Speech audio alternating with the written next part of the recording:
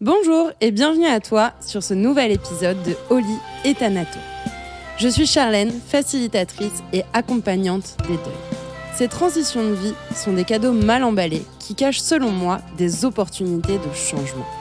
Mon objectif, emprunter un chemin de résilience pour transformer vos difficultés en ressources. Accueillons tout de suite notre invité du jour pour parler de ces sujets. Bonjour à tous, je suis ravie de vous accueillir aujourd'hui pour ce nouvel épisode. Cette fois, on va accueillir une professionnelle du secteur du bien-être et de l'accompagnement. Aurélia, je te laisse prendre la parole et te présenter. Donc alors, qui suis-je? Ça va être très difficile de résumer. Par contre, je peux vous dire à peu près ce que je fais. Donc, je m'appelle Aurélia. Sur les réseaux, je suis connue sous le nom de la chimiste du bonheur. Je fais partie de ce qu'on appelle les passeurs d'âme, mais j'accompagne surtout les vivants. Voilà, avec des outils comme principalement l'hypnose régressive, les guidances et les soins énergétiques. Je tiens à préciser que tout ce que je vais exposer et dire aujourd'hui ne reste que mon avis. C'est le fruit de mes expériences et puis je suis quand même du genre optimiste parce que moi je préfère le happy end aux ténèbres. Ça fait partie aussi de ma personnalité, sans pour autant être naïve dans le monde des bisounours, quoique, mais en tout cas ça rend la vie beaucoup plus agréable. L'idée générale que j'essaye de transmettre au niveau de mes accompagnements, c'est que on peut rencontrer le mal, la difficulté, les ténèbres, toutes ces choses-là, si on l'autorise. Voilà.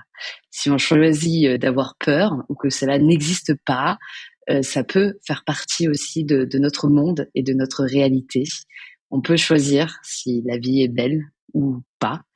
Et on peut donc choisir d'apaiser nos cœurs. Voilà ce que j'essaye un petit peu de transmettre. Merci pour cette belle présentation qui te ressemble bien. On va parler de plusieurs de tes outils, mais déjà dans un premier temps, est-ce que tu peux nous parler un petit peu de l'hypnose?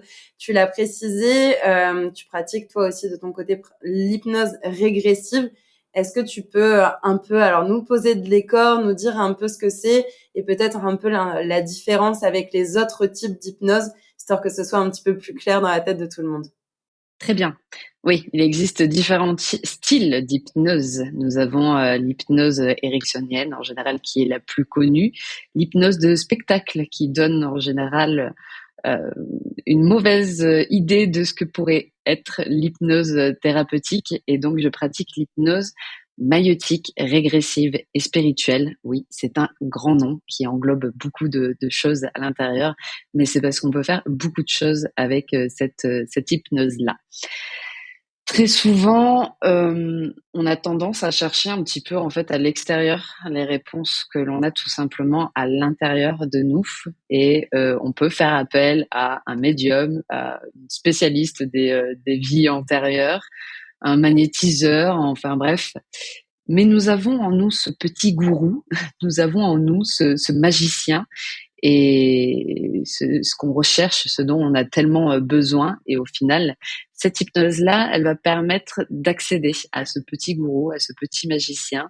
Ça permet d'avoir une clarté pour pouvoir avoir accès à un maximum d'informations. Alors, je tiens à préciser quand même que cette hypnose, elle est assez spirituelle quand même, parce que on utilise les annales akashiques, enfin plein de petites choses différentes qui nous plongent un peu dans cet univers. Et c'est une hypnose qui nous permet une connexion assez fluide à notre véritable être authentique. Par rapport aux autres, ce que j'aime avec cette hypnose-là, bon, déjà, on part en exploration. Moi, j'aime bien le côté un petit peu aventure, parce qu'on sait jamais réellement qu'est-ce qui va se passer. On peut faire 5 fois cette hypnose-là, il se passera jamais la même chose. Et je trouve ça assez incroyable, un petit côté un peu magique. Ça nous permet finalement de devenir notre propre médium, de sortir du mental, de lâcher prise, d'écouter sa petite voix interne. Et voilà, c'est une hypnose qui nous permet vraiment de plonger à l'intérieur de nous. Et comme je le disais, c'est différent des autres hypnoses parce que c'est pendant cette séance-là, il va se passer ce qu'on a besoin à 100% pour nous et pas pour la voisine Martine ou pas pour ce que moi je pense que tu aurais éventuellement besoin. Parce qu'il n'y a aucune suggestion de ma part. Pour les autres hypnoses, c'est souvent en fait de l'induction avec des suggestions. Visualise pour te libérer de l'eau, que tu es en train de prendre un bain, etc. Je donne des exemples juste pour imaginer un petit peu. Et en fait, au final, toi, l'eau, ça te met un peu mal à l'aise et ça te fait un petit peu stresser. Et donc, tu auras pas tous les bénéfices que tu pourrais avoir lors de cet accompagnement. Et donc, au niveau de l'hypnose maïeutique et régressive, on n'a pas ce type de suggestion. Juste, je t'accompagne, je te tiens la main tout au long de la séance pour partir dans cette exploration, pour t'aider à te connecter à ton monde intérieur, à la conscience, qu'on pourrait aussi appeler la bibliothèque de l'univers, qui a un peu accès à tout ce qui te concerne, toi, ton passé, ton présent, ton futur, de quoi tu as besoin pour ton évolution le jour où tu fais ta séance. Voilà. Donc, contrairement aux autres hypnoses, je vais pas te dire, alors je précise entre guillemets, je vais faire des raccourcis, mais je vais pas te dire quoi faire. Voilà, il faut que tu fasses ça, ça, ça, c'est ce qui va t'aider, ça va être la bonne solution pour toi, etc. Je suis présente, mais avec une certaine distance quand même. Yes. Bah, en fait, c'est ce que je trouve super intéressant parce que bah, déjà, si on reprend le mot maïeutique, peut-être que tout le monde ne sait pas réellement ce que ça veut dire, mais c'est vraiment l'art d'accoucher les esprits en réalité. Et c'est exactement ce que tu viens d'expliquer. Et je trouve que ce qui rappelle aussi dans le processus du deuil, tout est personnel. On a beau lire je ne sais combien de littérature, entendre des témoignages sur le podcast de Oli et Thanato ou n'importe quel autre podcast, ben on restera avec notre propre processus.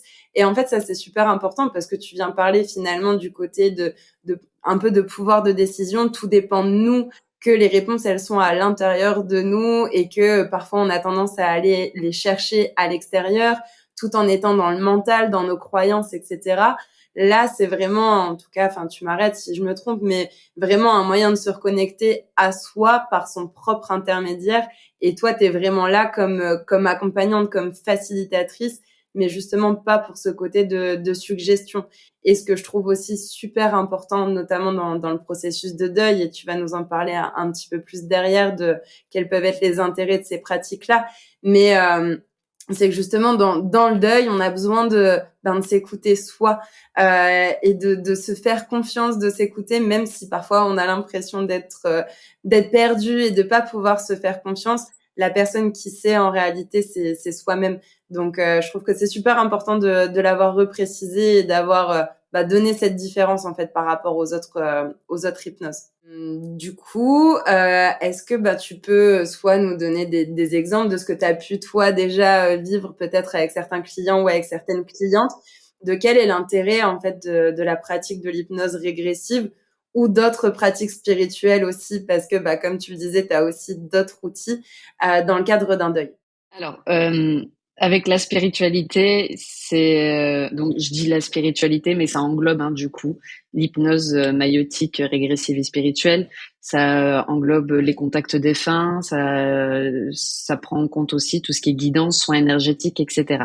Donc souvent, je vais dire la spiritualité pour pas préciser tel ou tel outil, mais c'est valable plus ou moins pour tous ces outils-là. Mais je tiens à souligner que je suis tout à fait d'accord avec toi au niveau de notre évolution. Le développement personnel, c'est personnel. Et c'est pour ça qu'il y a plein d'outils qui sont là pour nous accompagner, pour nous aider. Mais là, c'est vrai que cette hypnose, elle va vraiment présenter ce qui est bon pour toi, pour ton évolution, et il se passera toujours ce qui est juste. Et parfois, ça paraît incompréhensible pour nos cerveaux en mode mais comment c'est possible, qu'est-ce qui va se passer, il peut y avoir un petit côté un peu effrayant aussi parce que l'hypnose n'a pas toujours très bonne réputation. Alors c'est pas qu'elle a mauvaise réputation, mais voilà, il y a des croyances et tout autour de ça, mais même aussi autour des contacts défunts, autour des passeurs d'âme, autour de la spiritualité. Donc on va essayer de clarifier un petit peu tout ça et voir un peu quels sont les intérêts du coup de l'hypnose ou des pratiques spirituelles, notamment du coup dans le cadre d'un deuil. Alors j'avoue, il y a quelques années, si tu m'avais parlé de défunts qui envoient des signes, de pouvoir lui parler en pratiquant l'hypnose, j'aurais certainement, dans un premier temps, rigolé, peut-être même que je t'aurais pas cru, ou je pense qu'en fait, surtout, j'aurais été un peu terrifiée. Et ça me fait assez rire parce que souvent, c'est ce qui se passe avec les gens que j'accompagne. Et c'est bien d'être passé finalement par là aussi, parce que je peux comprendre les interrogations et ce qui peut inquiéter ou stresser un petit peu les gens. J'ai eu longtemps peur de l'invisible, la mort, tout ça, tout ça. Et enfin, je pense qu'il y a plein de gens qui voient de quoi je parle, mais ce que je crois aujourd'hui, c'est complètement différent parce que quand on dit qu'une personne elle est décédée, en réalité, pour moi et souvent dans la spiritualité, elle n'est pas absente, elle devient juste invisible. Voilà, le côté physique est plus là, mais l'âme de la personne, euh, ouais, son âme tout simplement est encore présente. Et c'est pas parce que c'est invisible que ça existe pas ou que ça existe plus. Il y a un exemple que j'aime bien donner, c'est comme le vent finalement. Tu ne le vois pas, mais tu sais qu'il est là et qu'il existe et parfois tu peux même le sentir dans tes cheveux, sur ta joue, peu importe. Et ben avec les défunts, pour moi, c'est la même chose. C'est vraiment à l'identique. Et ce que je trouve magique avec la spiritualité ou l'hypnose, enfin bref, peu importe la méthode, c'est qu'on peut se reconnecter à l'invisible en toute sécurité. Et voilà, après d'être accompagné avec quelqu'un, ça peut avoir un côté rassurant en plus. Et ce qui est génial, c'est qu'en fait, finalement, on peut recevoir des messages. Et le plus souvent, ces messages, ce sont des messages d'amour. Il y a beaucoup d'amour, de soutien, de douceur, de compréhension, mais aussi de motivation en mode t'inquiète pas, ça va aller, je suis fière de toi. Toujours ce genre de message-là qui vient rempli d'amour, et peu importe la situation, peu importe la relation qu'on avait avec le défunt, et peu importe la façon dont est parti le défunt aussi. Et ça, c'est très important. C'est toujours, de mon côté, pour toutes les expériences vécues, c'est toujours de l'amour, de la douceur, toutes ces choses-là, de la lumière, principalement, si on pouvait regrouper. Et c'est vrai qu'avec l'hypnose, plusieurs fois, j'ai eu accompagné des personnes qui ont pu soit oh bah ma grand-mère est présente, ah, elle est là, elle m'accompagne dans mon exploration, oh, je ressens beaucoup d'amour, je ressens beaucoup de lumière. J'ai une personne qui a pu dire au revoir à un des membres de sa famille qui était parti beaucoup trop tôt, qui était parti soudainement. Et du coup, ça lui a permis de pouvoir lui dire au revoir et d'échanger quelques mots. Il y a plein de choses qui sont possibles. C'est difficile de le prévoir à l'avance. L'idée, c'est de pas avoir d'attente de résultats. C'est de juste se laisser bercer et voir ce qui se passe. Mais il se passe toujours quelque chose. C'est marrant parce qu'il y a l'idée de devoir en fait lâcher le contrôle, lâcher prise et ça revient un peu à ce que tu disais tout à l'heure. Il se passe ce qui doit se passer et les choses sont justes, mais on peut pas les contrôler. Et comme on a les réponses à l'intérieur de nous, est-ce que parfois il y a peut-être des réponses que les personnes n'ont, je vais pas dire pas envie de voir, mais auxquelles elles s'attendent pas. Et puis bah c'est tout, c'est ça qui vient et puis c'est ok et c'est juste et ça aide parfois à une certaine guérison ou à certaines compréhensions ou à donner du sens peut-être aussi à un deuil ou à un événement ou à un décès. Est-ce que c'est des choses qui te sont déjà arrivées? Oui, oui, tout à fait, hein. On peut pas vraiment. Alors des fois, on a des attentes en mode, oh, j'aimerais bien que, bah, certainement avoir du soutien ou régler des comptes. Des fois, ça peut être aussi le cas. Et en fait, il se passe pas forcément ce que notre mental veut ou ce que notre ego souhaite, éventuellement aussi en fonction des situations. Et on peut pas, voilà, vraiment prévoir ce qui va se passer à l'avance. Et l'idée, c'est d'accepter les messages. Mais c'est tellement choupinou, tous ces messages-là, que quoi qu'il arrive, même si ça correspond pas forcément à ce que s'attendait la personne, souvent elles sentent cet amour, elles sentent d'être enveloppées par la présence de la personne, et rien que ça, ça a beaucoup plus d'importance que tout un discours et tout le reste au final. Et du coup, c'est cette expérience-là qui permet aux gens d'accepter la situation telle qu'elle est et de se sentir rassurés, de dire que voilà, ils sont toujours là. Souvent, les défunts se transforment en guides finalement pour nous. Et voilà, c'est ce côté ouais, d'accepter parce que ça empêche pas après la séance ou l'accompagnement ou ce contact défunt, enfin peu importe, de d'agir pour changer les choses derrière. Enfin, je sais pas, il y a une sorte d'évolution et de transformation qui est possible et ça nous évite justement de rester figé dans la peur, dans la lutte, dans la rancœur, dans la tristesse, dans toutes ces choses-là qu'on pourrait dire entre guillemets négatives. Et du coup, on parle d'attente, un petit peu de contrôle, de côté lâcher prise. Est-ce que quand les personnes, elles viennent vers toi, alors j'imagine qu'elles ont forcément une demande ou un besoin de base, est-ce que ça fait partie justement parfois de certaines demandes des personnes qui sont en deuil? Est-ce que c'est une demande explicite qui vient avant la séance d'hypnose ou est-ce que c'est, enfin, d'hypnose ou différentes pratiques spirituelles? Ou est-ce que c'est plus justement quelque chose qui s'invite, qui était peut-être pas forcément au programme, mais qui vient s'inviter parce que justement tout est juste? Est-ce qu'il y a un petit peu des deux? Est-ce que tu peux nous dire un mot là-dessus? Les deux. Voilà. C'est bien, j'ai fait ça en un mot. Non, les deux en fait, parce que bah, il y a quand même cette connotation assez négative tout autour de la mort. Comme je disais tout à l'heure, ça fait peur.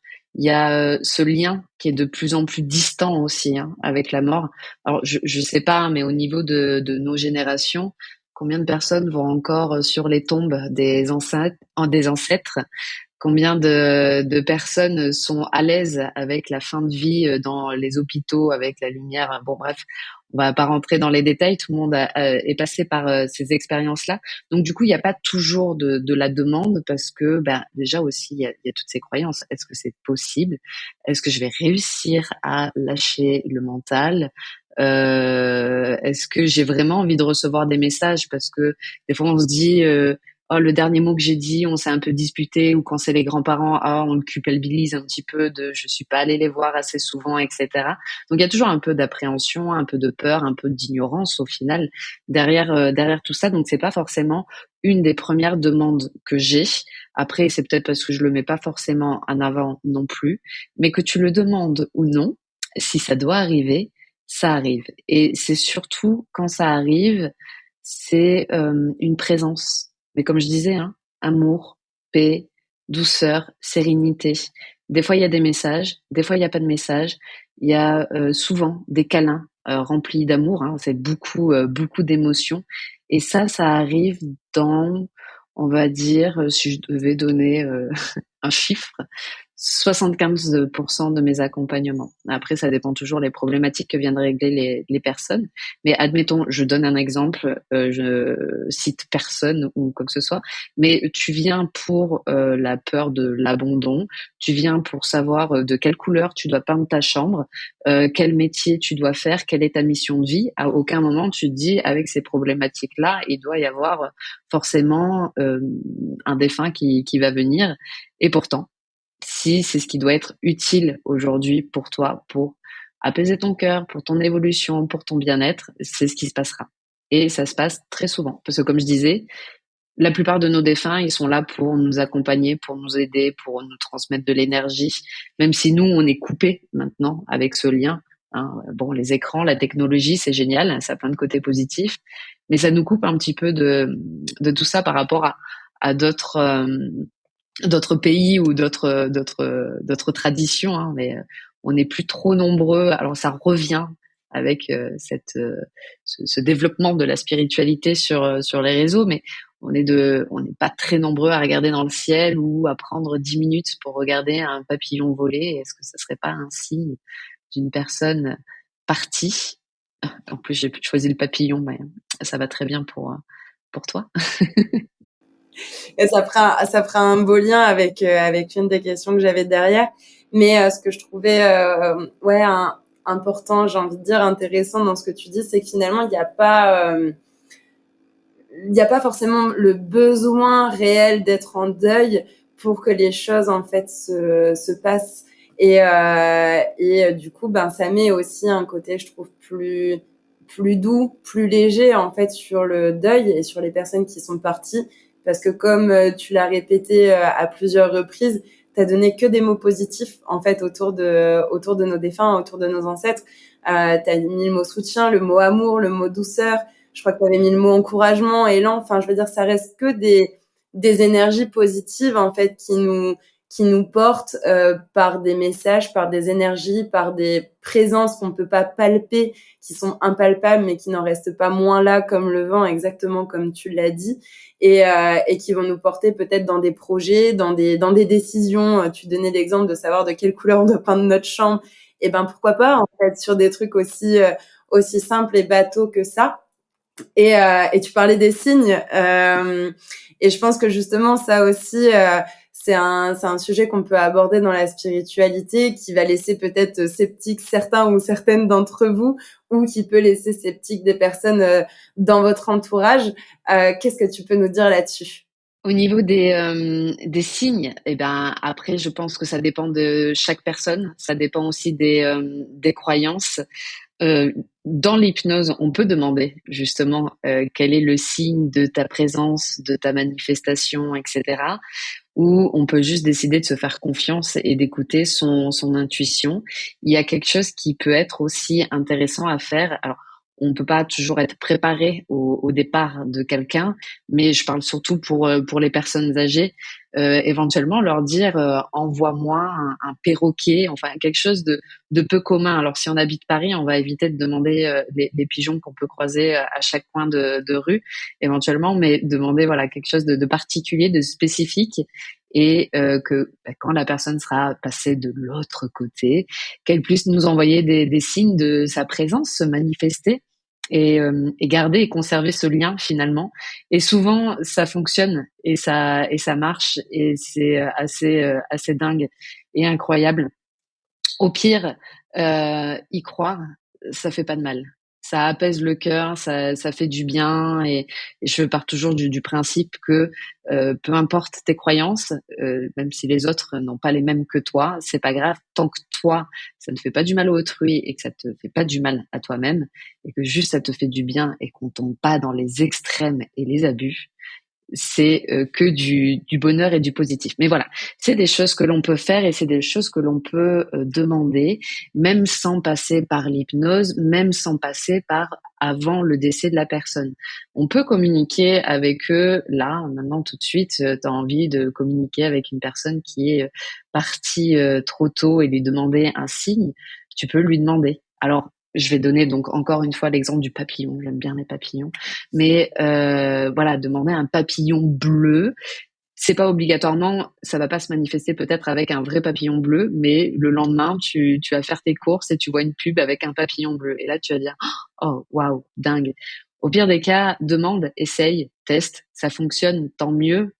Après, voilà, il faut pas avoir d'attente de résultat. Il faut juste que ça soit fait avec l'intention du cœur, pas non plus pour voir est-ce que la spiritualité c'est pas du bullshit, est-ce que on nous ment pas, etc. Il faut qu'il y ait une belle intention derrière. Voilà. Et c'est vrai qu'il y a des personnes qui pourraient être sceptiques par rapport à ça parce que euh, le fait d'entretenir le lien avec ce monde invisible, donc c'est peu commun, ça commence à le redevenir peut-être. J'ai pas étudié toute l'histoire par rapport à la façon de se comporter dans le deuil en France, mais oui, ça y est, c'est le moment où je perds le fil. Mais oui, c'est ce lien là qu'on perd et qui se diminue au fur et à mesure. Et c'est vrai que ouais, les gens sont assez sceptiques par rapport à ça parce que est-ce que ça serait pas entretenir la tristesse? Est-ce que ça serait ne pas réussir à faire son deuil? Alors que finalement, moi, je trouve que c'est plutôt un tremplin pour rester dans l'ouverture de cœur, que c'est un tremplin pour apaiser son cœur, le cœur, hein, qui a vraiment beaucoup d'importance. Hein. C'est là où toutes les choses se passent euh, au niveau de tout, tout simplement. Mais voilà, ça peut nous aider donc justement à faire notre deuil. Moi, je trouve qu'il y a un côté rassurant et j'aime bien être rassurée de toute façon. Et ça peut être que bénéfique. Voilà. Ouais, et je te rejoins. Enfin, moi, je sais que personnellement, ça a été mon chemin personnel avec mon père. Tu citais l'exemple du papillon, tu disais que ça avait un sens pour moi parce que bah oui, quand j'ai perdu ma chienne et j'avais envie de réagir là-dessus parce que tu disais oui, on peut faire ces demandes, oui carrément, on peut faire des demandes de signes et parfois on demande rien et les choses se passent et on peut ou non y donner du sens. Et je vais rebondir sur ce que tu disais. Tant que ça nous fait du bien à nous-mêmes, tant que ça fait de mal à personne et que c'est quelque chose qui est ressource, à ne pas tomber dans des extrêmes et à dire il me faut ça pour garder le lien parce que justement on n'a pas besoin de ça. Je cite très souvent cette phrase, mais parce que pour moi je trouve qu'en quelques mots elle résume tout le processus de deuil. C'est Janine Pilot qui dit le deuil c'est transformer une absence extérieure en présence intérieure. Donc en fait on n'est pas là pour oublier, on peut entretenir un lien qui est différent. Maintenant, si c'est dépendre, par exemple, de médium ou de voyants toutes les semaines ou quoi que ce soit pour entretenir ce lien-là, pendant un temps peut-être, mais voilà, tout est question en fait d'équilibre aussi.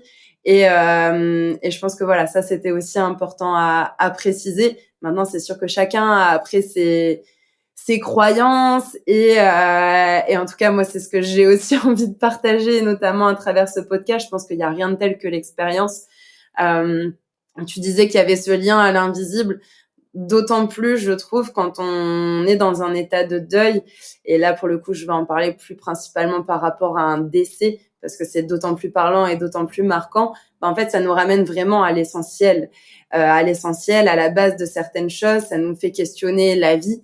Et donc, le fait de questionner la vie, c'est toutes ces notions de philosophie de vie, de spiritualité qui peut en fait y avoir autour. Et on peut potentiellement prendre un chemin et se connecter à ça, en fait. Mais encore une fois, libre aux croyances de chacun et de chacune ici. Mais j'ai juste envie de dire, parfois, il faut vivre les expériences, il faut tester. Comme tu disais, demander, et au pire, il se passe quelque chose. Enfin, au mieux, il se passe quelque chose. Au pire, il se passe rien, et puis c'est pas grave. Mais par contre, tout en étant sans attente. Est-ce qu'il y avait quelque chose que tu ressentais l'envie et ou le besoin de rajouter? Oh, bah là, comme ça, je trouve qu'on a bien fait le tour de la question. Je pense que j'ai communiqué plus ou moins les messages que je voulais communiquer. J'insisterai vraiment sur oser, tenter, essayer. Il y a rien à perdre plus que la situation dans laquelle vous êtes déjà. Donc, pourquoi pas essayer d'améliorer. Comme on le dit avec Charlène, hein, attention aux extrêmes. Hein. On ne devient pas addict justement à ces petits signes ou aux personnes qui pourraient éventuellement nous transmettre des messages, etc. Pourtant, hein, c'est ma profession, mais j'essaye toujours de faire comprendre aux gens qu'il faut voilà un certain temps pour recevoir les messages aussi, les accepter, les intégrer pour pouvoir après par la suite rebondir, évoluer, toutes ces choses-là. L'idée, c'est ouais, de rester positif le plus possible, même dans les épreuves les plus dures. Il y a des gens qui sont capables de résilience, notamment dans le deuil. Hein. Moi, je trouve ça toujours magnifique et extraordinaire, les gens qui perdent des enfants. Et là, j'ai une personne proche de moi qui s'est arrivée tout récemment et la force incroyable. Alors, c'est une personne qui est médium et du coup, c'est vrai qu'elle fait des contacts défunts et elle a voulu rester dans la lumière, dans le positif. Voilà, je reste connectée avec l'âme, etc. Et je trouve que c'est juste spectaculaire de pouvoir avoir justement cette force-là. Et cette force-là, justement, elle se trouve dans la croyance que l'invisible est présent et nous entoure tous les jours en permanence. Et voilà. Donc, ouais. C'est tout. Après, je pense qu'on a fait quand même le tour. Enfin, après, on pourrait en parler pendant des heures et des heures, des expériences des uns, des autres, des accompagnements. On pourrait aborder plusieurs thématiques, etc. Mais tu feras plusieurs podcasts. Je sais que tu inviteras de très belles personnes où tu en parleras déjà toute seule aussi de la meilleure des façons. Donc, voilà. Mais je pense que pour aujourd'hui, ça va. On a dit quand même pas mal de choses. Super. Bah, écoute, je te remercie encore pour ta présence dans tous les cas, que ce soit sur la thématique de l'hypnose régressive, mais aussi du côté guidance, cartomancie, soins énergétiques. Ben, je mettrai tous tes liens en description de cet épisode pour que, bah voilà, si les gens ont envie de tenter cette expérience qui parfois ne s'explique pas avec des mots, qui juste s'explique à l'intérieur de soi et on peut pas réellement la traduire à l'extérieur. Si vous avez envie de changer vos croyances, de tester, d'essayer, en soi ça vous coûte rien. Ce sera juste une expérience parmi tant d'autres. Et je ne peux aussi que vous recommander Aurélia, avec qui j'ai déjà travaillé, avec qui j'ai déjà eu cette chance. Et donc je mettrai tous tes liens en description. Merci. À très vite. Je vous remercie sincèrement d'avoir écouté cet épisode jusqu'au bout. Votre engagement me touche et me motive dans cette aventure. Je vous invite à me faire votre retour en me laissant votre avis sur votre plateforme d'écoute. Positive ou négative, la critique est constructive et permet toujours de s'améliorer. Ce podcast est là pour répondre à vos attentes. Alors en attendant le prochain épisode, faites-moi savoir les thématiques que vous aimeriez voir abordées sur Oli et Thanato. Nous pouvons en parler directement sur Instagram sur le compte Oliatma. Je reste dans tous les cas à votre disposition si vous traversez actuellement une transition de vie et que vous souhaitez en faire une force et non un boulet au pied. Tous les liens sont en description. Je vous souhaite une magnifique semaine.